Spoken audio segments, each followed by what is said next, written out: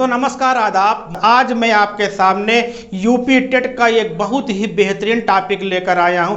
अगर आप इसको नहीं पढ़ के गए तो आप कहीं ना कहीं गलती करने वाले हैं। इसलिए आप सबसे पहले एक अपने आप को तैयार कर लीजिए। ये टॉपिक आपको वहां तक ले जाएगा जहां तक आप जाना चाहते हैं। ये आपके अंदर एक नए प्रकार की ऊर्जा को उत्पन्न करेगा, एक प्रकार की नई विचारधारा को उत्पन्न करेगा। हिंदुस्तान की इतिहास को समझने में आपको बहुत बड़ा सहयोग करने वाला है। तो यहाँ से क्या होता है, इस टॉपिक से क्या होता है, हिंदुस्तान में ऐसी दो विचारधाराओं का जन्म होता है, लेकिन उन दो विचारधाराओं में आपस में तो ये कहीं ना कहीं लड़ाई होती है। लेकिन उन दो सबसे बड़ी खासियत बात है कि उन दोनों विचारधाराओं का, उन दोनों का गोल क्या था, उन दोनों का लक्ष्य क्या था। हिंदुस्तान की आज़ादी थी। उनकी विचारधाराएं अलग थी, उनके काम करने के तरीके अलग थे, वो उनकी टेक्निक अलग थी, लेकिन उनका मकसद क्या था, दोनों का मकसद क्या था। उन दोनों को मकसद था हमको हिंदुस्तान की आज़ादी चाहिए, भारत की आज़ादी चाहिए, अंग्रेज़ों का शासन अब हमको नहीं चाहिए।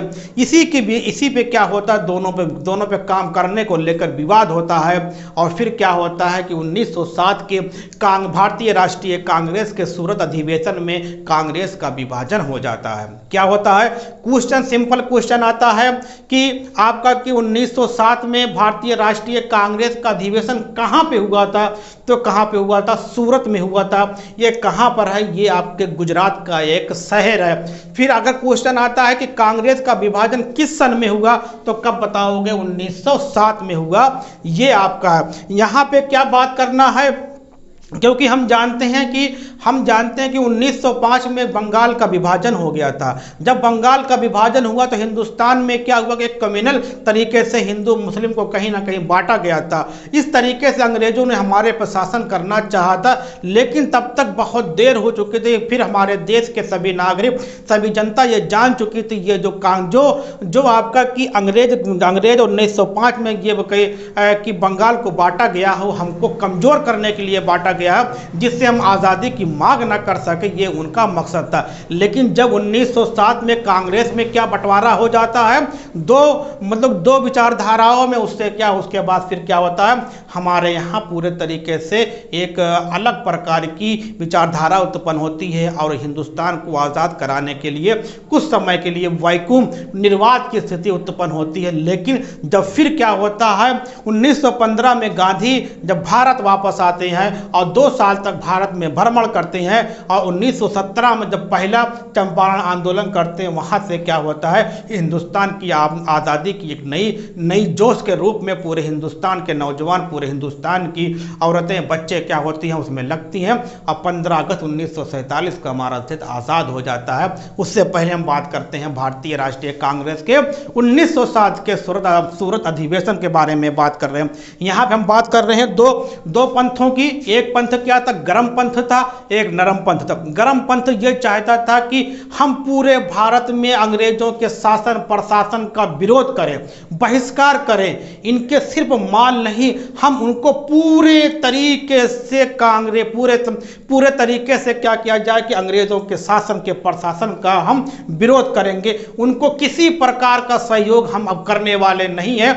हम उनकी शिक्षा, हम उनके स्कूल में हम अपने बच्चों को नहीं पढ़ने के लिए नहीं भेजेंगे, उनके बनाए हुए स्कूल में नहीं जाएंगे, उनके बनाए हुए कारखाने में नहीं जाए, कहीं भी जाने।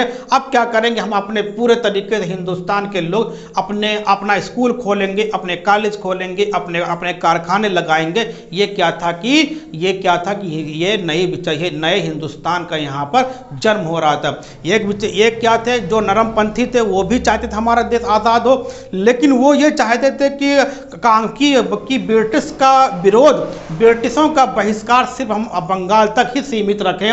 ये बात, ये दोनों की विचारधाराओं में ये अंतर था। फिर बात आती है कि जब जैसे 1906 में कलकत्ता के अधिवेशन में कांग्रेस के अध्यक्ष को लेकर कि गरम दल नरम दल में विवाद उत्पन्न हो गया था, ठीक उसी तरीके से सूरत अधिवेशन में 1907 में कांग्रेस के अधिवेशन के लिए कांग्रेस के अध्यक्ष के चुनाव को लेकर फिर विवाद होता है। अब आगे हम क्या लिखे हैं, अब देखिए आपको एक एक पॉइंट क्या करेगा, आपका यूपी टेट पास कराएगा। मेरे दोस्तों, मेरे छात्रों, आपके लिए बहुत ही इंपॉर्टेंट है। अब मैं पढ़ रहा हूं, देखिए क्या जो मैंने आपका, अगर हमारे लेक्चर को अच्छे से सुना है तो आपको इसमें कुछ भी नहीं, अगर सिर्फ माइंड में रखोगे तो क्वेश्चन को एक आप क्या करेंगे कि सेकंडों में करेंगे। देखिए अब आइए, इस समय मतलब कब 1907 में बंगाल विभाजन 1905 में हो चुका है, 1906 में क्या उसकी कलकत्ता अधिवेशन हो चुका है, वहां पे गरम दल और नरम दल में हल्की सी कि वहां पे खाई उत्पन्न हो चुकी है। उसके बाद देखिए इस समय सब आप 1905 में और 1906 के कलकत्ता अधिवेशन को माइंड में रखिए। अब पढ़ रहा हूं, इस समय नरमपंथी व गरमपंथी आंदोलनकारियों में टकराव की स्थिति उत्पन्न हो गई थी।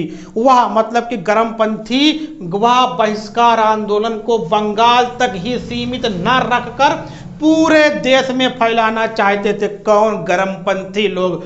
नरमपंथी केवल मैंने क्या विदेशी माल के बहिष्कार से ही गरम संतुष्ट नहीं थे, बल्कि वे चाहते थे सरकार को किसी तरह का सहयोग ना किया जाए। इसके विपरीत नरमपंथी आंदोलन को केवल बंगाल तक ही सीमित रखना चाहते थे, सरकार के विरुद्ध देशव्यापी आंदोलन के पक्षधर नहीं थे। ये मैंने आपको पहले भी बताया था। अब यहाँ पर देखिए अब क्या कह रहा है कि 1907 में सूरत में अधिवेशन कौन सी नदी किनारे होता है, तो ताप्ती नदी। ये नदी रिवर से क्वेश्चन आ सकता है कि सूरत का अधिवेशन की कौन सी नदी के किनारे हुआ था, तो कौन सी नदी थी?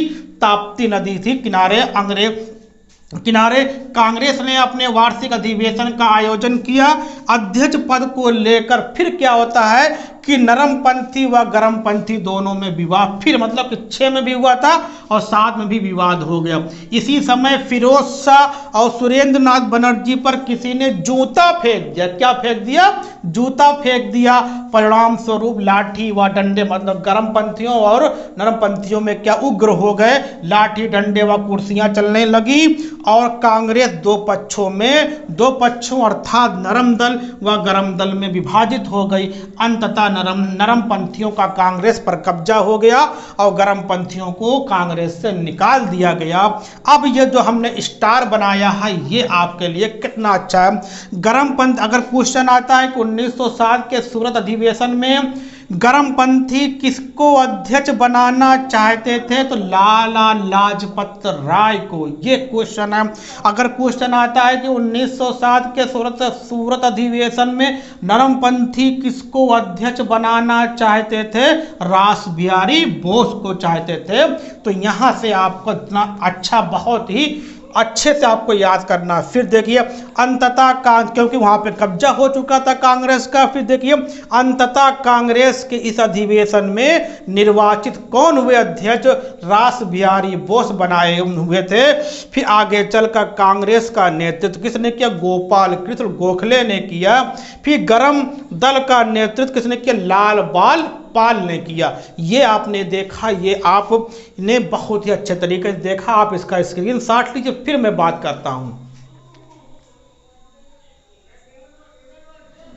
उम्मीद करता हूं आपने स्क्रीनशॉट लिया होगा, आपको ये टॉपिक बहुत ही अच्छा लगा होगा। हमने बहुत अच्छे से आपको बताने की कोशिश की है, पूरे बैकग्राउंड को लेकर चला है। आप एक बार हमारे चैनल को भी आप हमें सब्सक्राइब कर दीजिए जिन लोगों ने नहीं किया है। आपको मैं एक से एक चीज़ें दूंगा। देखिए आपको कहीं जाने की ज़रूरत नहीं है। आपको हर ये हिस्ट्री इतना अच्छा पढ़ाऊँगा, कोशिश करूँगा कि आपको कहीं और जाने की ज़रूरत ना पड़े। इसी शब्दों के साथ मैं अपनी वाणी को विराम देता हूँ। ओके, थैंक्स, धन्यवाद। फिर अगली वीडियो में मिलते हैं। Never give up.